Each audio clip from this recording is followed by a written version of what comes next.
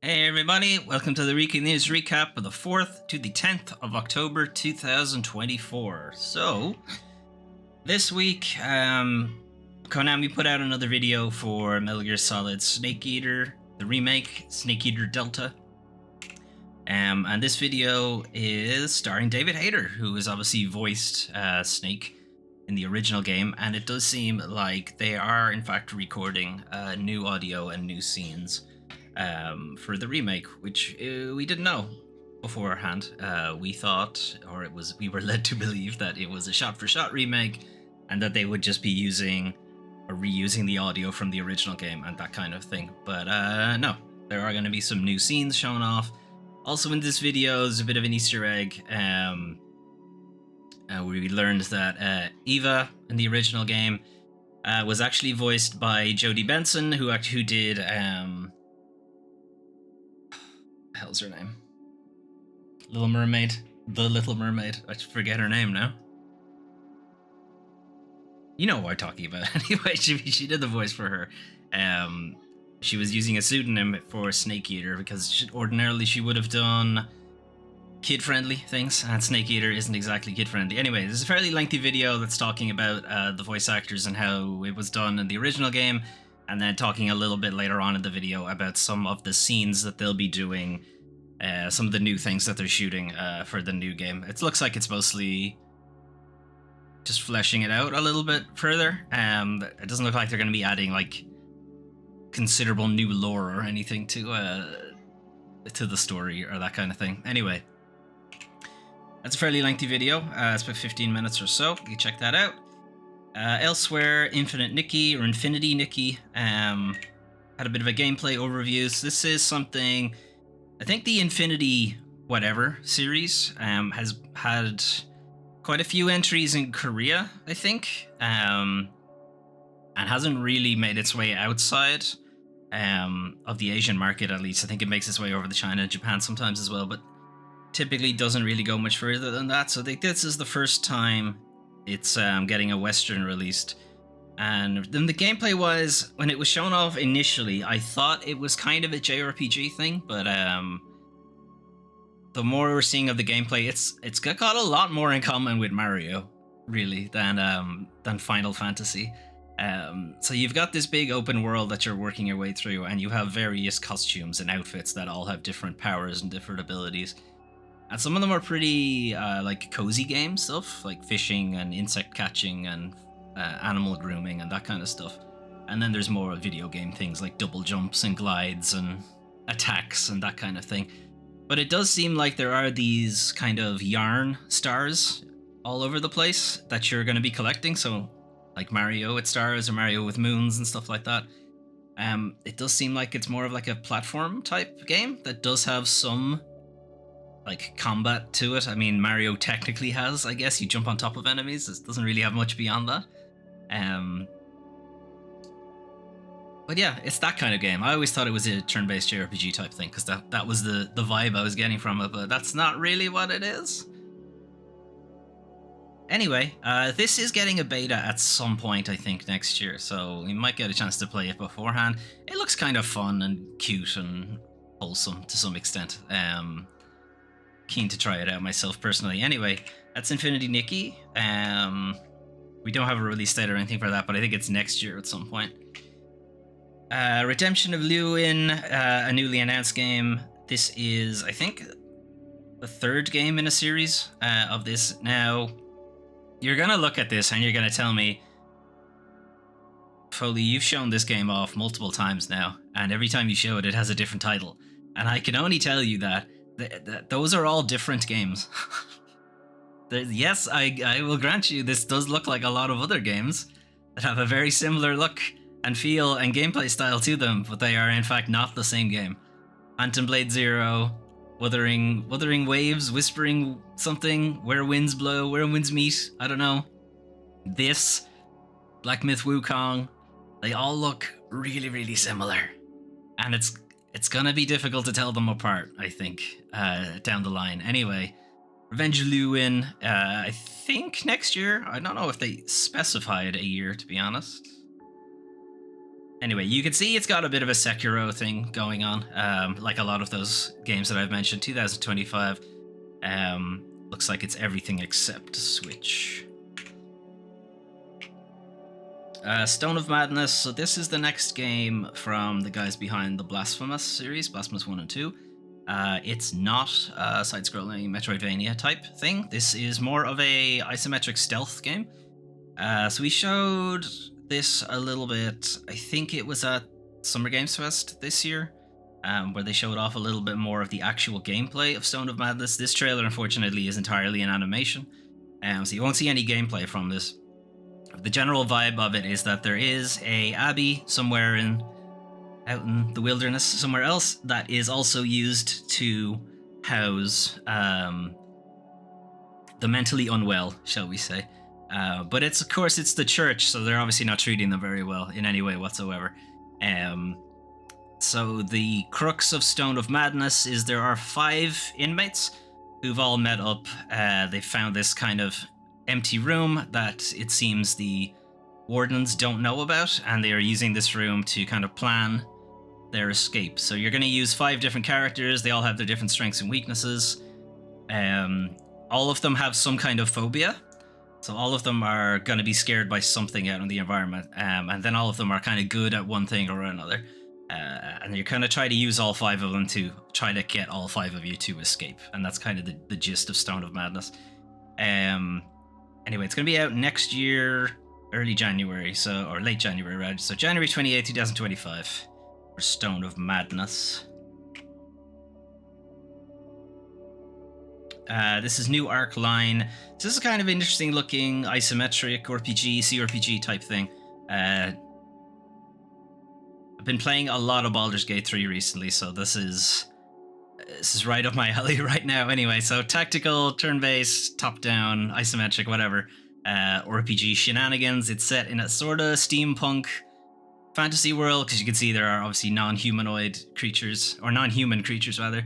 There's a dragon. It's not exactly a steampunk thing. Anyway, early access, the end of this month. PC only for now, but it is, I think, planning a console release at some point.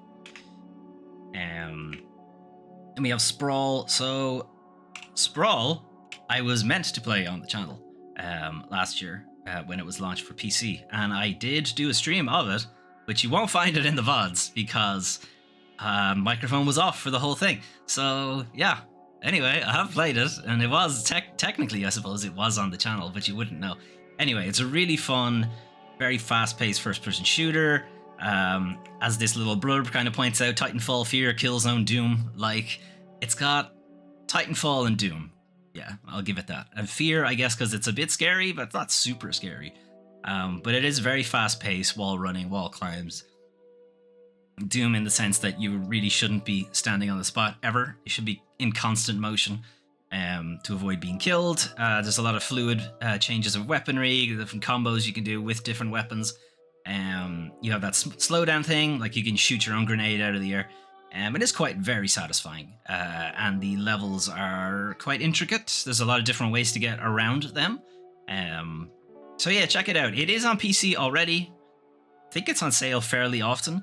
And it is making its way now to console. I think it's next year. Actually, I'm not sure if it gave a release date. I think it's just saying it's going to console. But I don't think there's a release date for it yet. Yeah, so it's coming to console. We just don't know when. I would imagine next year at some stage. Then we had some interesting news. So Inzoi, this is a Krafton guy. So Krafton are the people behind Callisto Protocol and a lot of other games that you probably haven't heard of, but that's one of them you might have heard of. Inzoi is developed by a Korean developer with Krafton. It's a life sim game. So The Sims is kind of what it's competing with. We've shown it off a couple of times here on the channel because it has looked quite impressive. It doesn't run particularly great, is one issue, but it does look visually quite impressive. The character creator that they put out a demo for a while ago was also pretty well received. The Steam Deck refused to run it, so I don't know if it was actually good. But the feedback from the community seems to have gone pretty well. So for their point of view, Inzoi was meant to launch into early access at some stage this year. That is no longer going to be the case. They have moved it to the end of March of next year is the plan for early access, and then eventually it'll be on console and PC. There's a fairly lengthy letter here from the developer, June, basically just saying, hey, the feedback you guys gave us was really good. We're grateful everyone was really happy with the game, and it's actually scared us a little how much you guys are really into it, so we want to make sure it's really good when it comes out eventually. So that's the deal with that. And then kind of a surprise out of nowhere, Death Stranding is now available on Xbox. And it's also, at the time, 50% discount. I'm not sure if that's still true. So 5 years to the day that this was published, which is... It's not good journalism, guys. When was this article written? Am I blind and I just can't see the date? There it is. So Thursday. So as of Thursday of last week, and then 5 years ago, Death Stranding was released. It was a exclusive game to the PlayStation at the time, made its way to PC with the Director's Cut, and now it seems whatever exclusivity window Sony had at the time has now lapsed. And with very little fanfare, it is now available on Xbox, which essentially means it's available on everything that can actually run it. Anyway, moving on, the free Epic game this week was Deceive Inc. Deceive Inc. is a spy versus spy 5v5 thing. So it's party versus party. Everybody has some kind of ability to blend in with the environment, some kind of deception available to them. So it's got a bit of a prop humped, a bit of a find the flag, I suppose, is a way to think about it. Anyway, it's that kind of game. It's a free-to-play service type deal. And I think all you're getting with this is a bunch of characters, maybe. Monthly games, Game Pass getting its refresh for November. So again, a reminder for people who may have forgotten, the Game Pass tiering system has changed. So the day one games are only coming to the Ultimate tier or the PC tier, and it's just standard games, or games that have been out already for a while are making their way to the standard one. So coming to Ultimate and Standard as well, Metal Slug Tactics, Goat Simulator Remastered, and Microsoft Flight Sim 2024. Metal Slug Tactics is a really interesting kind of spin-off, kind of reimagining of the Metal Slug games. The original Metal Slug games are a side-scrolling shoot-'em-up, very fast-paced, bit Contra-like to it. Only a very tongue-in-cheek. It's almost a comedy series, but it was also really hard. Metal Slug Tactics, on the other hand, is an isometric, turn-based tactical thing. But it still has the same kind of motif, the same kind of character art, a lot of reuse of that kind of stuff. It looks pretty good. Goat Simulator Remastered is Goat Simulator Remastered. What else do you need to know? It's just Goat Simulator, and it looks a little bit better, basically. And Microsoft Flight Sim 2024 is what it says on the tin. It's a flight simulator for this year, even though it says 2024. Anyway, oh wait, that is this year. Hang on, I'm getting mixed up with fucking sports games where they do the year after. Anyway, coming to the standard tier, they'll also be on the ultimate tier. Go Mecha Ball is this kind of arcade twin-stick shooter type thing. The Rewinder is, I think, a kind of walking sim where you jump into people's memories and then use those memories to go back in time and then change things, and then they have a different memory of what happened or something like that. Turnip Boy Robs a Bank is a very funny kind of adventure game, kind of a Zelda, Legend of Zelda type thing. And Harold Halibut is a kind of point-and-click adventure that I think we talked about a few times on the channel. Anyway, those are some of the games you could play soon. What if you wanted to play something right now? Well, you can play Mario and Luigi Brothership. So, Mario and Luigi games. It's been a while since there's been a new one. It was like the SNES, maybe, was the last one. This is basically a series that just has the two brothers teaming up in a somewhat JRPG fashion, turn-based type thing. So we've had a couple of Mario RPGs this year, just sort of refreshing, like Paper Mario, Super Mario RPG, now Brothership as well. From the reviews that I've seen, it's good. It's Mario. They know what they're doing at this point. I think they know how to make these kind of games, really. Anyway, Mario and Luigi Brothership available now, as the trailer says. On top of that, as I said, Metal Slug Tactics from the .emu guys. So taking the Metal Slug sprites and the kind of almost Saturday morning cartoonish vibes of the games and just putting it into a tactical thing instead of a run and gun type thing. But yeah, it's pretty cool idea. Metro Awakening is a PSVR game. I think it's on PC VR and a few others as well. But obviously I'm more interested in the PlayStation because that's the one I play it on. And they don't exactly get a lot of games because Sony has once again forgotten about the peripheral that they launch. They're very good at launching a peripheral and then completely forgetting about it. It's quite annoying. Anyway, from what I've seen of gameplay, it's pretty good. So I'm hoping we'll be able to get this running on the channel at some point. Doing VR streams is, as you might imagine, is a bit of a nightmare. So we'll see. We'll see if I have enough room to stream it and also actually enjoy playing the game at the same time. Anyway.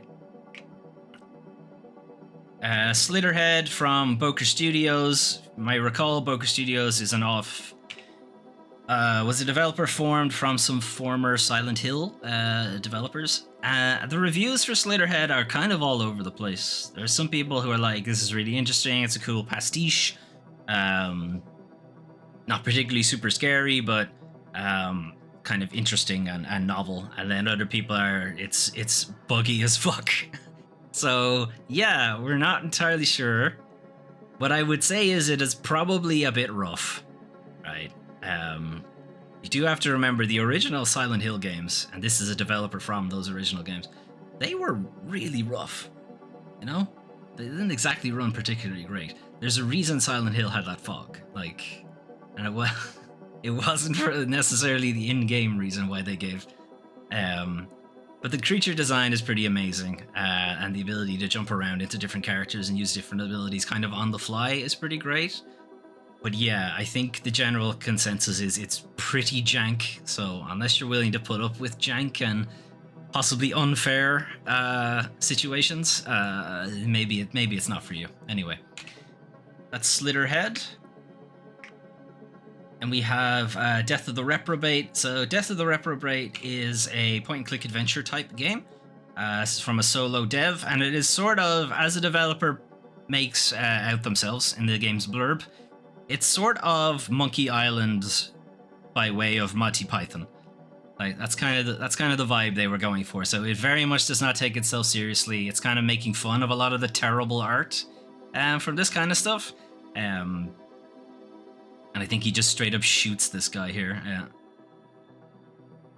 Excellent stuff. Anyway, this is technically the third game in a series, but I don't think you have to have played the other two to kind of get the gist of what's going on here. Anyway. And then after that last game, Empire of the Ants. If you're squeamish about insects, you might not want to watch this, but anyway, because the Empire of the Ants is like really realistic. I think I've never seen like very close-up images of ants, because I'm not great with close-up images of insects in general. They kind of freak me out.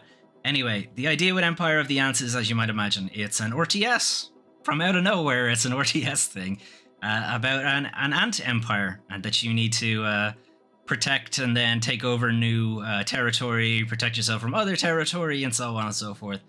But yeah, it looks crazy realistic. And obviously the perspective from being just an ant, everything looks enormous. You're riding your siege snail into battle. Like, this is a lot of kind of dumb things going on, but still, it's very funny. It's very funny to look at, but it's also a bit creepy. It's not so realistic that it's off-putting. Like, I'm okay watching this, and I'm not really great with insects. But it's a little too realistic to play for too long. I think it would freak me out after a while. No spiders. I haven't seen any spiders yet in any of the gameplay. They've got to be there, right? They're not going to make a hyper-realistic insect thing and then not have horrible, horrible spiders somewhere. Anyway, that's Empire of the Ants. Unfortunately, though, it is now time to talk about the worst part of video games, The video game industry, as soon as it loads in. When you're ready, game developer, I'll take this moment to drink. Of course, as soon as I looked away, it loaded in. Anyway, so Kojima Productions acquires Death Stranding's IP rights. So, why did Death Stranding just randomly show up on Xbox on Thursday? Well, this is why. 505 Studios and Sony have essentially sold their stake in Kojima Productions, or Death Stranding, the IP. So it was partially / co-funded with the Decima system. So the Decima engine, which is what powers Horizon and the newer Killzones, I think, from Guerrilla Games, was also used partially for some things in Death Stranding. It was partially funded as well by Sony through Kojima Productions and so on. And I think part of that was, hey, we get like a 5-year exclusivity on the game or something along those lines. So on top of that, 505 Games themselves have also sold their stake with the Death Stranding IP. So now Kojima Productions essentially owns it outright completely. They can do whatever they want with the IP. And I guess the first thing they did was put it on another platform. And as is pointed out here, there is a sequel due out next year, and it is likely then that might potentially at least make its way to PC in May. It's possible Sony have a deal with the sequel instead, but it seems unlikely if they were willing to revert their own rights this way. But anyway, so rights have been delivered back. Hideo Kojima Productions has full ownership of the IP. 505 Games has willingly relinquished it.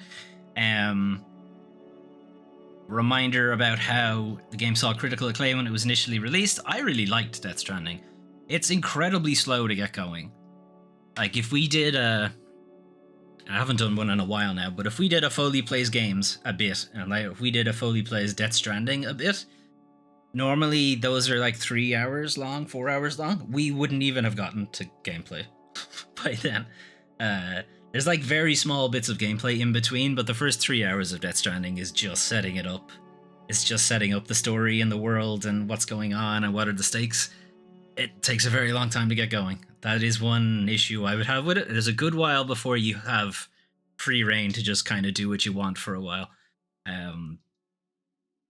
So if we were going to do a Foley Plays Death Stranding for a bit, I probably wouldn't be all fun with the game. We'd probably have to do a couple of parts. Anyway. It became unexpectedly timely due to the COVID-19 pandemic. A lot of Death Stranding's story, we won't go into it too much because I do plan to stream it at some point. But essentially, people don't go outside anymore because the rain will kill them. And it rains a lot and unexpectedly sometimes. So everyone's in lockdown, essentially. No one talks to each other. No one's seen anyone face to face in a very long time, etc. So that happened in and around the same time as COVID-19, and the lockdowns and so on. So it did become a little on the nose, even though it definitely was not meant to be on the nose. Looking at this from 505 side of things, this isn't the first IP they've let go. They also let Control go back to Remedy, the guys behind Alan Wake. So they have full ownership of the Control IP now as well. So it would seem the 505 are doing a bit of a fire sale because I think they're not doing great right now either. Anyway, moving on. Speaking of companies not doing great right now, workers at Dontnod to strike in reaction to studios' recent redundancy plans. So this was a story we looked at last week, where the Developers Union of France, his name I don't remember. So it's not Solidaires. Maybe it is SJV. Can't remember the acronym for it anyway, or the initialism for it. But they said like, hey, you guys should go on strike. What they're doing here is not good. You should maybe do something about it. And the workers themselves are saying that they are going to strike on the Friday the 8th of November. So that has already happened. So maybe next week's recap we'll see what became of that, or if they're still on the strike. I suspect they'll still be on it. The strike is in reaction to the studio's redundancy plan, which we talked about again last week, that they were planning to lay off 69 people. Nice. Or not nice. As they initiate a reorganization, restructure thing that we've heard all of these companies talking about, because they just don't want to say, hey, we want more money and we don't want to keep paying you. An open letter seen and translated. Don't Nod workers accused studio leadership of failing to take responsibility for its own shortcomings, instead using economical context as justification for the redundancy plan.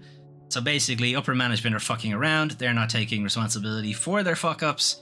They're pushing that onto the lower down employees who were not responsible for that mistake or series of mistakes, and they're using the general industry problems to kind of hide that fact. These failures are due to a succession of negligent acts and bad decisions from leadership.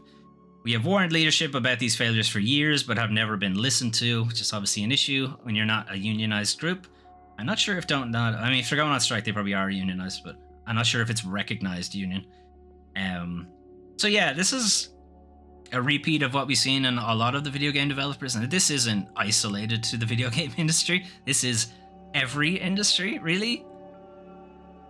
I could say this from being in the tech industry myself, that this is certainly in the tech industry. That upper management makes all the decisions, but if something goes wrong, if something goes right, they'll take the credit, and if something goes wrong, you take the credit instead. Anyway, they do have some demands as part of the strike. Don't Nod abandons the redundancy plan. Employees have a voice in decision making, and the Don't Nod CEO is present at that negotiation, because it seems they have been hiding from it. STJV was the name of the union. So the strike is set to begin 2 p.m. Friday, which has already passed. That was last Friday. Employees have a voice in decision making at the company. There should essentially be a union representative on the board. If it's a publicly traded company, they should be on the board. If it is a privately traded company, they should be in the C-suite somewhere. That's where I would put it. Or make a position that is equivalent to a C-suite position. Anyway, we'll see what comes of that in next week's recap. Okay, so speaking of layoffs and restructures, Tencent confirms layoffs at Shark Mob London. Unclear how many employees will be affected. So Shark Mob are the developers behind Blood Hunt, the Vampire the Masquerade 5v5 online shooter thing. Again, so many of them, saturated market. I don't know why they thought giving vampires guns was a good idea. They already have powers.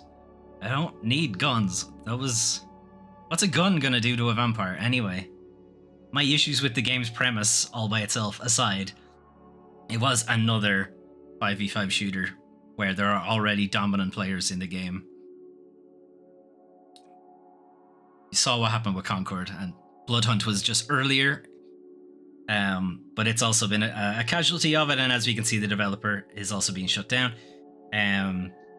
Tencent have not specified how many employees have been affected, but it is assumed that this is affecting the entirety of Shark Mob London, so it's going to be fairly significant. Last month, Shark Mob London had entered a consultation period following Tencent's decision to reduce their headcount. So it feels like they've cancelled an unannounced game, so anyone who was going to be kept around to work on that game is obviously not needed anymore. They were acquired 2019 for an undisclosed sum, so they were acquired just prior to COVID. And the industry has changed significantly since then. So that's pretty disappointing, but somewhat expected. It's kind of annoying because of another story we're going to see here, and I don't know if it's the next story. Because if it is, then I timed this well, and if it isn't, I didn't. It's not this one. Shit. Okay, anyway, we'll get back to it in a second. Excuse me. How can I segue into this one? Speaking of shutting down companies only to make bad decisions afterwards, I don't know. Netflix Games exec prepares bowl of word salad to announce new role as VP of Generative AI for games. Great. So Netflix has thrown its weight behind generative AI less than 2 weeks after shuttering its only AAA development studio, which never released a game, we shall point out. I'm not sure why you think throwing Gen AI at is going to make a difference, but okay. Anyway, Mike Verdu will be the new VP of Gen AI for games. It is a completely new role. Previously, they were VP of Netflix games. So not only did you preside over a AAA studio that you closed without releasing anything, You're now going all in on this thing that is completely unproven and is just losing people money. Okay. Anyway, at the time, he said his new position would champion innovation in game development. Yes, Gen AI slop is innovation in game development, apparently. Anyway, suitably, this was done on LinkedIn, so you'll have to obviously take this with just how up their own ass they are on LinkedIn. But anyway, accelerate the velocity of development. Accelerate the velocity of development. Accelerate the velocity. I mean, acceleration is already an increase in velocity. So I don't know what he thinks accelerate the velocity is. What's that supposed to mean? Are we doing it twice? Are we squaring it? What's going on? This is a very pedantic thing to say for me, but whatever. Anyway, accelerate the velocity of development is a stupid fucking term anyway. And unlock somehow truly novel game experiences. It doesn't say good game experience, it's just novel game. Oh yeah, it's novel. It's shit, but it's novel, I guess. That will surprise, delight, and inspire by a surprise, maybe. But the other two, not so much. Anyway, he suggested that figuring out how to harness Gen AI technology is the next big challenge. No, it isn't. They haven't figured out how to harness generative AI because it has no actual use. It's a quirk. It's a quirky tool. It doesn't have any really massive use case behind it. And they're so many companies are going all in on it because they just haven't thought about it for 2 seconds or just haven't had a technical person walk them through it or something. I don't know. But apparently that's the big challenge facing the industry. Not you keep laying off all the people that make all the games and you're surprised that they're not making games fast enough. Like, how about you deal with that challenge instead?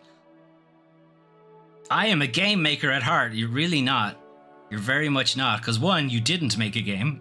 At AAA studio, you closed down without actually launching anything. And every other game on your platform was pre-existing on PC. You just bought it. So you haven't made a game. And now you're going into the generative AI thing. You're even more not going to make a game.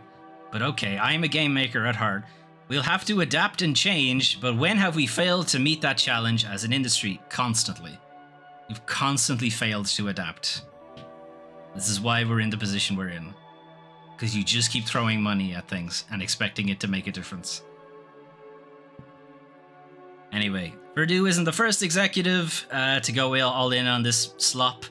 Amazon also doing it. Also, Amazon have not put out a game themselves. EA is trying to say that 60% of the company's development process could be impacted by generative AI. Impacted is a way to put it, alright. Gonna fuck up 60% of it, possibly. Anyway, we'll see where that goes. Nowhere, it would be my guess. He's gonna be changing his title again in about 5 years. Anyway, moving on. So this is the one I wanted to put after Shark Mob. So Tencent sold off, or didn't sell off Shark Mob. They just shuttered the company and then laid everybody off. Sega instead sold the name of the studio, which is Amplitude. They just sold it back to the previous owners, or the founders of the company. So they've just gone independent again. Like, why couldn't they do that? They acquired Shark Mob in 2019. They acquired it from somebody, right? Now, I guess somebody didn't want it back, maybe, but I don't know. It seems like closing the studio should be the last thing you do. You should be trying to keep it open, even if it's not with the company anymore. Anyway, Sega have split ties with Amplitude Studios. Allegedly, this was on good terms. But anyway, Amplitude Studios are now independent again. These are the people behind the Endless games, the Endless Dungeon, Endless Skies, Endless something else. They're also the people who do Humankind. So they've parted on good terms. This comes after Sega have been trying to trim down the European business. You might remember they had layoffs at Creative Assembly, and they sold Relic Entertainment. Those are the Space Marines 2 developer. So Sega has been trying to get out of the European publishing side of things for a good while, because they're trying to just go back to Japan, essentially, and go back to their roots. That seems to be from a recent Sega interview. Like, they're going back to some of their very older games. You know, Crazy Taxi, Golden Axe, Jet Set Radio, that kind of thing, Shinobi. Anyway, this marks the completion of the series of structural reforms, it's according to Sega. Many companies have said this marks the end of the restructuring and then continued to do restructuring, so who knows if that's actually true. Amplitude, though, for their part, are framing it as a return to becoming an indie studio, all of the advantages that come with that and all of the disadvantages that come with that. So hopefully things will work out for them. But I just think it's a better outcome than just seeing a bunch of people laid off and the company disappear. You know, at least this way, most people will probably keep their jobs. I imagine there's still going to be some layoffs because they don't have Sega money anymore. But you would think at least most of the studio will be kept intact. Anyway, it's not all good news with Sega because they're playing shenanigans. Sega delisting over 60 classic games from virtual stores, including Jet Set Radio and Crazy Taxi, because they're planning to do some remakes of them. They don't want them cluttering up the store, I guess. I don't know. 60 classic Sega games are disappearing off various virtual stores starting the 6th of December. You won't be able to access them anymore. Sega didn't give any particular explanation for why they were doing this. And it's also kind of strange is that it seems to primarily be impacting PC, whereas the consoles aren't losing anywhere near as many games. They're all losing games. It's just for whatever reason, PC seems to be the most heavily impacted. So the list of games, we won't go through all of them, but there's quite a few. So for Steam, at least, Steam is losing, like, I guess 60 games. It's a lot anyway. Then a few more dropping off of Xbox, and then Switch and PlayStation are only losing this collection. This collection is pretty cool, and it does include a lot of these games already, so... But I'm not sure why... Sega Genesis Classic's not on PC, is that why? Okay, that might be why. So it might be the case that Sega Genesis Classics actually includes most of these games, so they can just delete that from Switch and PlayStation and they clack most of them. Maybe that's the way it works. Although, weirdly on Xbox, there's Genesis Classics and then separate game. I don't know. Anyway, I'd imagine the reason is the remakes are coming out soon and they don't want them cluttering up the store. Either way, it's obviously not good for games preservation. If you already own the game, you'll still have access to it. And if you want to own the game and have access to it, you have until the beginning of December to get on that. Anyway, not a great look. Speaking of not a great look, Warner Brothers says Multiversus is one reason its game division is substantially underperforming. The other reason is Warner Brothers is in charge of it. Anyway, the fighting game was blamed for a $100 million hit in a year-on-year gaming revenue.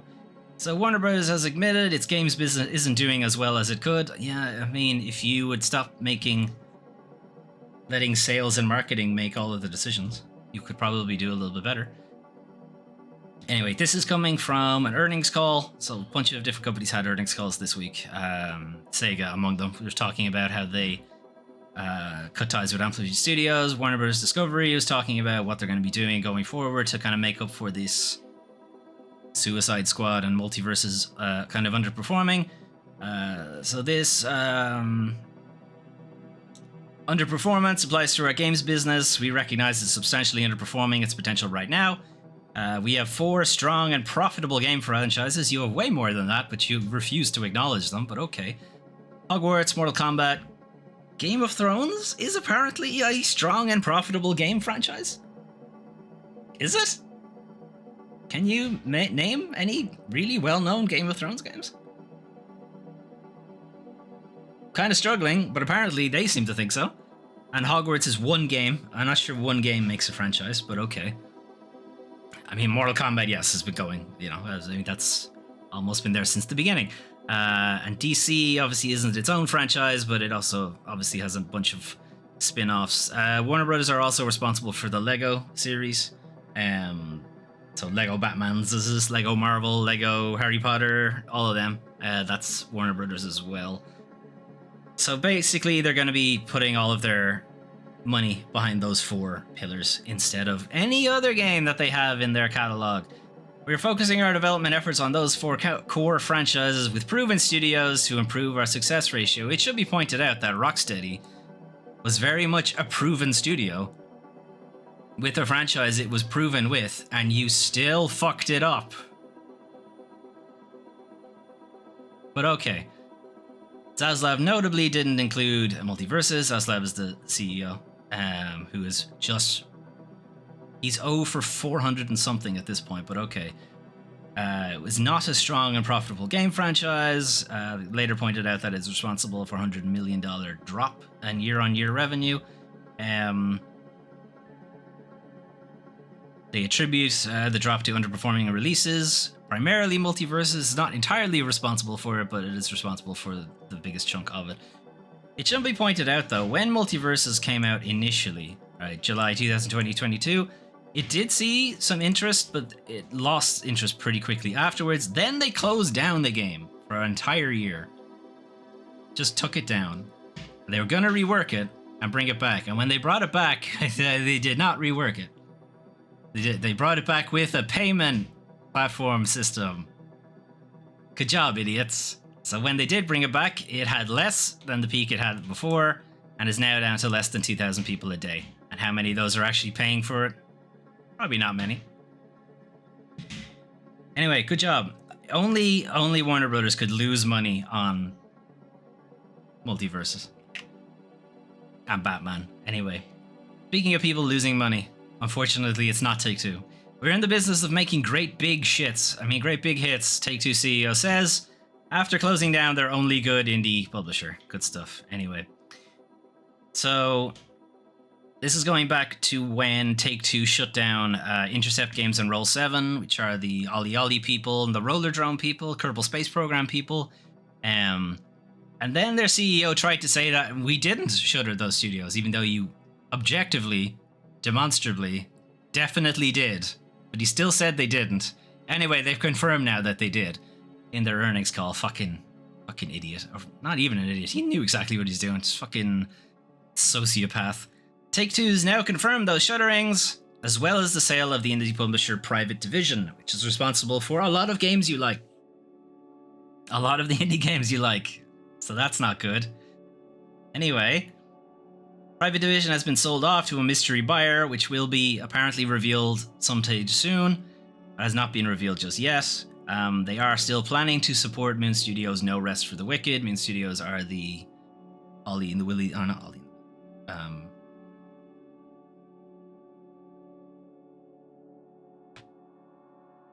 Somebody and the Blind Forest, somebody the Will of the Wisp. What the fuck is the name of it?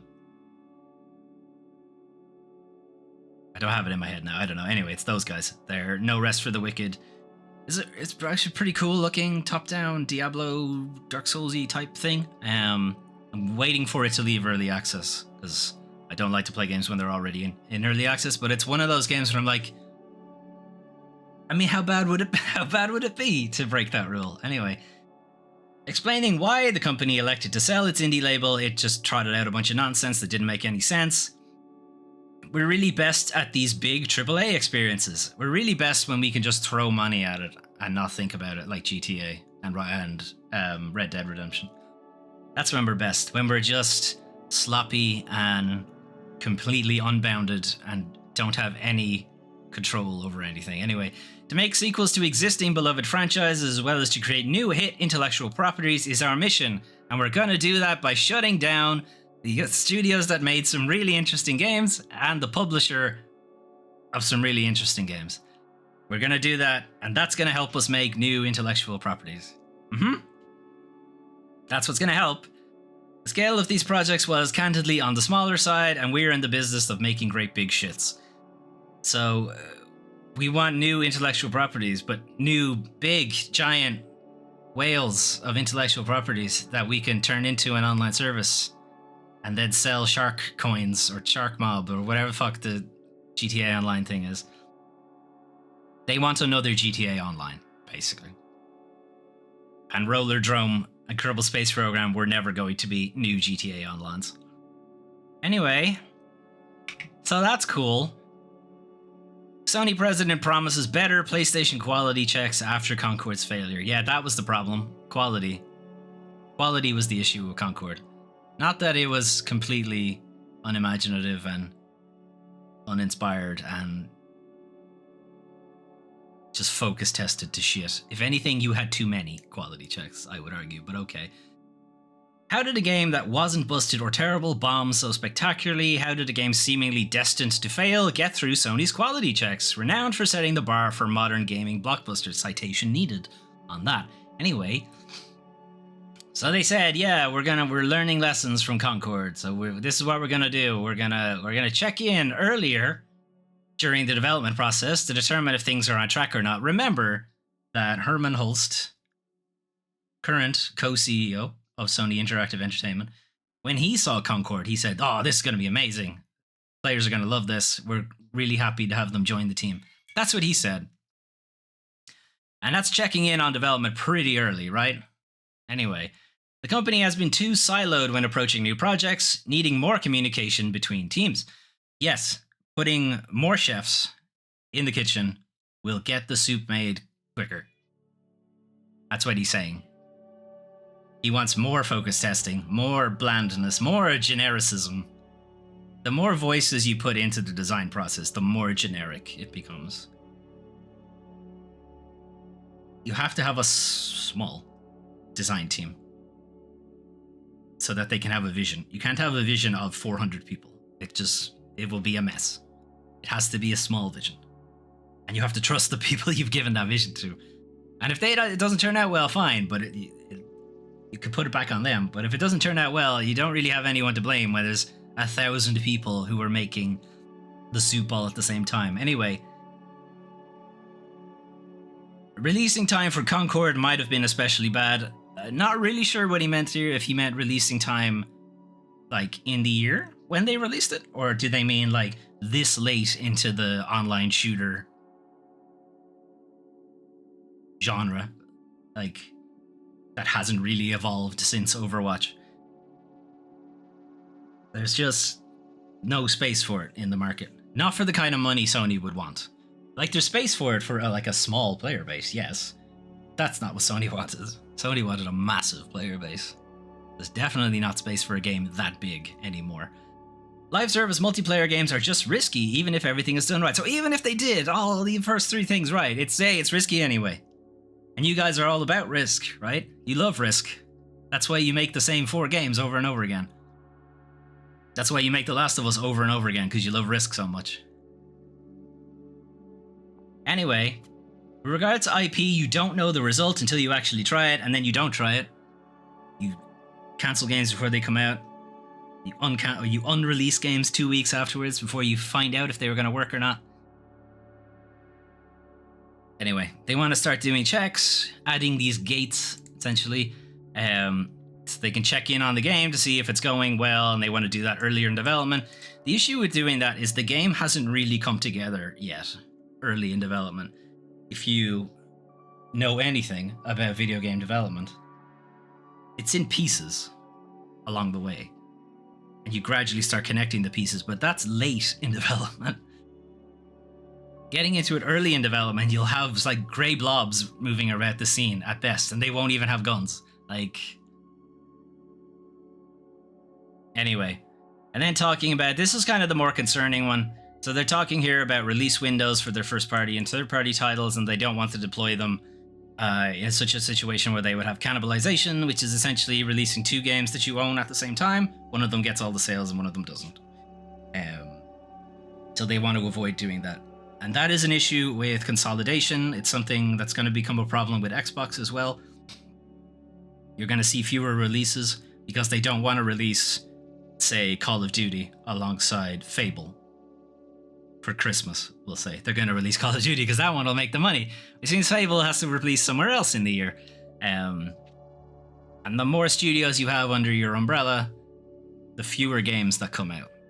That's why consolidation is a problem. Because no big studio is going to want to put out Grand Theft Auto and Red Dead Redemption at the same time. Why would you do that? You're just asking for one of them to not do well. That is concerning because Sony already doesn't put out a lot of games. that they would now put out even fewer is kind of hilarious.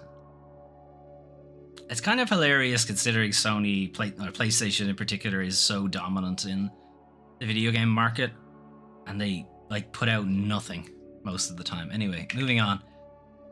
Last thing, most expensive company, no, most profitable, no, most valuable company in the world right now wants more money, I guess. NVIDIA's streaming service, GeForce Now, will soon limit players to 100 hours per month.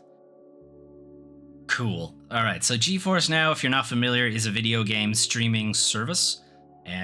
You essentially apply for a subscription to GeForce Now, which lets you run like high-spec games on a cloud installation instead of on your own personal local installation, because you might not have enough money for the exorbitant prices they charge for an NVIDIA graphics card. So instead you can rent one from the cloud. That's essentially what GeForce Now is. Currently it is uncapped how many hours you can play a month, as long as you play the subscription. Subscriptions go in about $10 a month for the performance mode, for 1440p streaming, 6-hour session lengths. Ultimate is another tenner on top. That goes up to 4K, HDR, ray tracing, 8-hour session lengths. So they already have session lengths.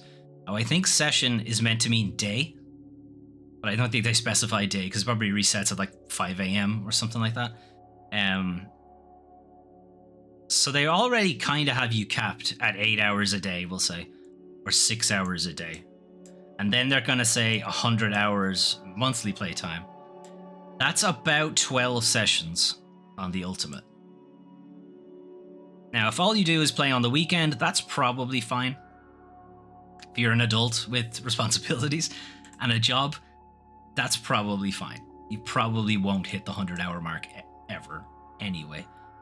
And they even say that later on, like, this ample limit comfortably accommodates 94% of members who typically enjoy the service well within this time frame. Why bother with the cap then? If all of your users are already under the 100 hours anyway, why bother? Is it really the case that the 6% who aren't doing it are so crazily over that cap that you need to do it? Then why not point that out? Why not point out 6% of our users are like 100,000 hours session somehow a month? There aren't even that many hours in a month. Shut up, Foley. I don't understand the need for the cap then, if most of your users don't exceed it. The only thing I would think is that the 6% missing is so far over 100 hours. And if 6%, can you not just reach out to those people themselves? Throttle them, maybe, I don't know. Just putting a cap on something is... Considering how much fucking money nVidia is rolling in right now, it's pretty rich for them to start capping these things anyway. Apparently, this cap will allow us to continue providing exceptional quality and speed, citation needed, as well as shorter queue times. Shorter queue times, because you won't fucking let people play anymore. Unless these queue times, like 94% of people who are actually able to use it, but there are like really lengthy queues, maybe? I don't know. I kind of need to hear more about why it's necessary, but they're obviously not going to talk about it. Anyway, GeForce Now does have a free tier, and rather hilariously, the free tier does not have a 100-hour limit. That's pretty funny. It does only have like a single, what is it? It's like 1 hour a day, a 1 hour session. Again, not entirely sure how long a session is. And it does have ads, and it has a very long queue time and so on. But it's pretty funny that the free tier doesn't have the limit applied to it. Anyway, the limit is coming in starting of next year. If you're already a GeForce Now subscriber, I think it doesn't come in until 2026. So it's only like for new members joining next year. Still, not entirely sure why it's necessary if 94% of your members don't actually use it. Anyway, that's what's going on in the industry, what's going on over in the community. So, boogie monsters in Monster Hunter Wilds have sparked a wave of low poly animal adoration. So, the Monster Hunter Wilds beta was last weekend, I think. And it ran mostly fine on console. I think on PC it had struggled a little bit. And as it was struggling, the low poly version of some of the monsters were being loaded in, and they looked hilarious. Unfortunately, there's no video, or at least I couldn't find video in time for this. But there are some pretty hilarious looking screenshots that people have grabbed. You got this that is clearly a paper airplane, this kind of weird trapezoid bear, and another trapezoid bear, I guess, from a different angle. This one looks fine. Doesn't look great, but you can kind of get the gist of it. The rest of them are obviously hilarious, though, like very, very dumb looking. And there's some pretty great character art of it somewhere. Like somebody just did. Yeah, they just did like different versions of them. This was pretty funny. Anyway, so that's what's going on there on Monster Hunter.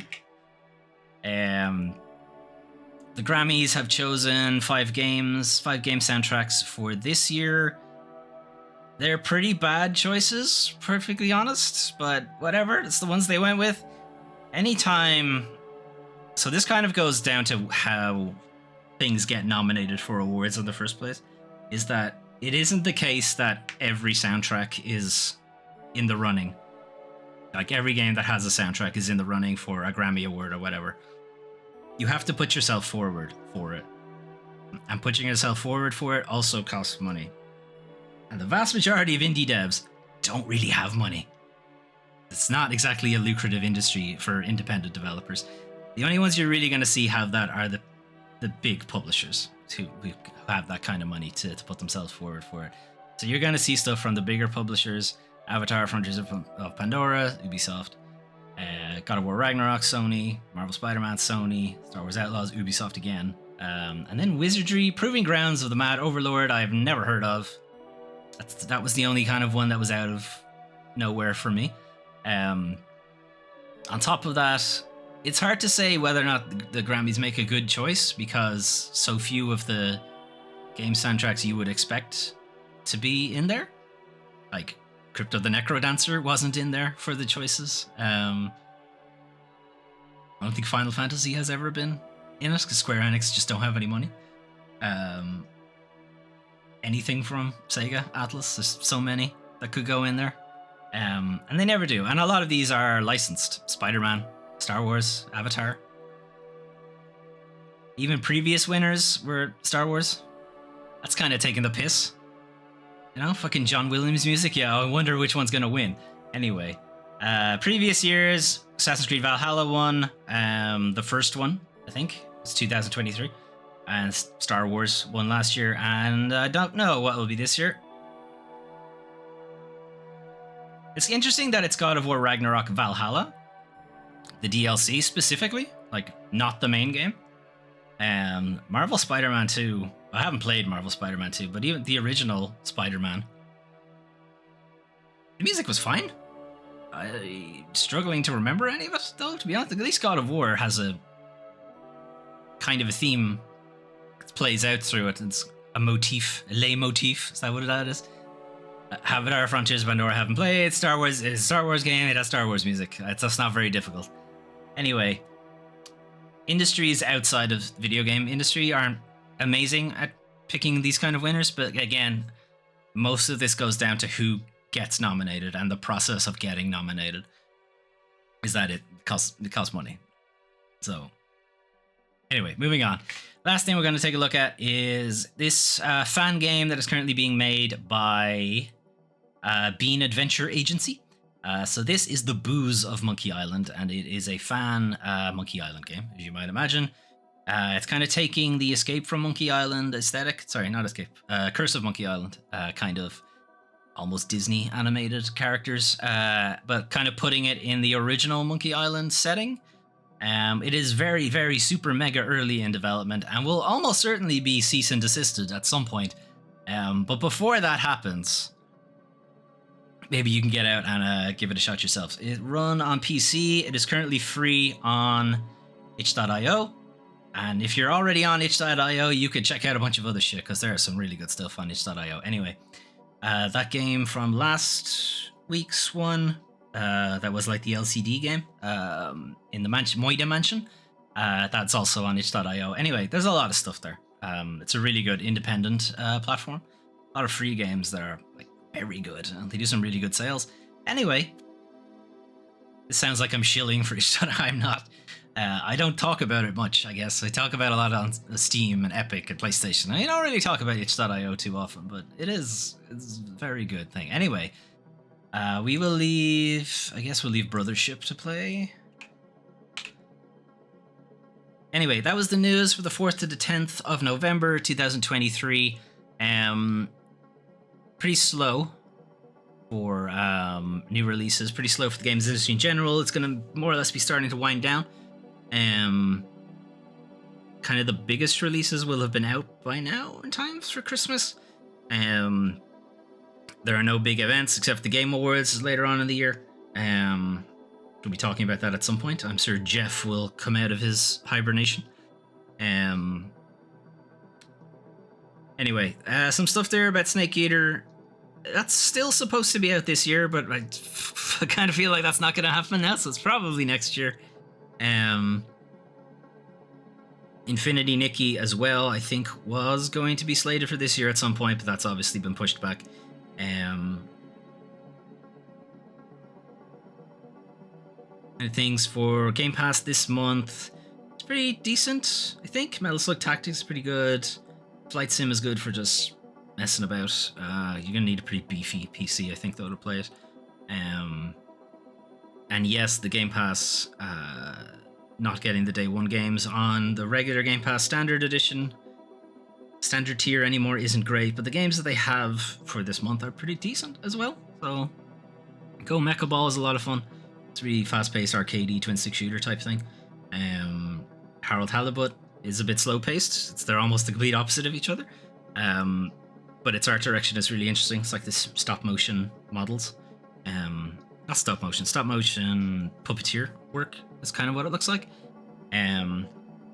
New games, Brothership, another Mario RPG type thing. It's kind of nuts they just put out 3 this year. Just resurrecting them in time for Switch 2. I don't know, maybe. Metro Awakening VR, we'll see if I have enough space for it, and we'll try to play that on stream. That might be fun. What else fucking came out? This Metal Slug Tactics is just kind of an interesting way to kind of invigorate the Metal Slug IP. It has kind of been asleep for a good while, and there's not much appetite for the kind of old school arcade run and guns, really that much. So Tactics, I'm not going to say it's an easy game to make, but getting a modern run and gun arcade thing now would be pretty tough, I think, to make any kind of impact in the market other than from people who are already familiar with Metal Slug.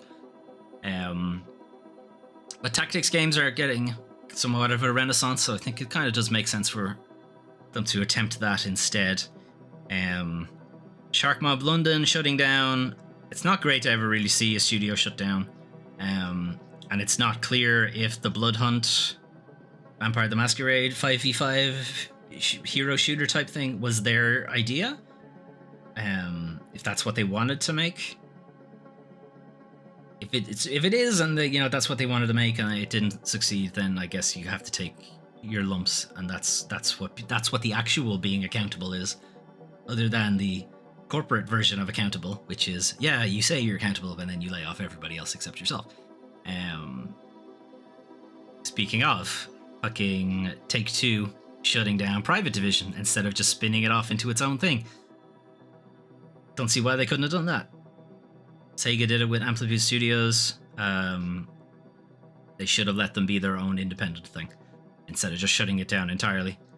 It's like, if I can't make money, you can't make money either. It's just shitty. It's fewer games. It's less creativity. It's just making sure only the big players can hang out in the video game industry by using them to like bleeding them dry of creativity, bleeding them of their own funds and money and passion and what have you, and then throwing them away. Like, obviously, this is corporate culture. Like, it's shit. We know it's shit. There's a reason it's called industry bullshit. It's just still really demoralizing every time I see it. Every time. You would think I would be numb to it at this point. I just like, no, it's still, every time, it's disappointing and demoralizing. Anyway, we won't keep you any longer because my voice is already dying. And I think it was dying before I even started the stream. Anyway, I'm going to head off. Have a good rest of your day. I have people visiting this week and next week, so probably won't be streams. We'll see if I have time in the evenings. Probably not. I am going to try to get back into more regular streaming. It is something I've missed, and I just try to get past that weird mental block I have about it. It's like writer's block, right? Except I'm not writing anything. Streamer's block? Is that a thing? I don't know. Where I want to stream, but I also don't want to stream. So it's, well, what that really is depression. Anyway. Anyway, I'll let you guys go, and I will head off, and you'll see me probably you'll definitely see me next week. We'll see if you see me in between that time, right? Anyway, have a good one. Bye.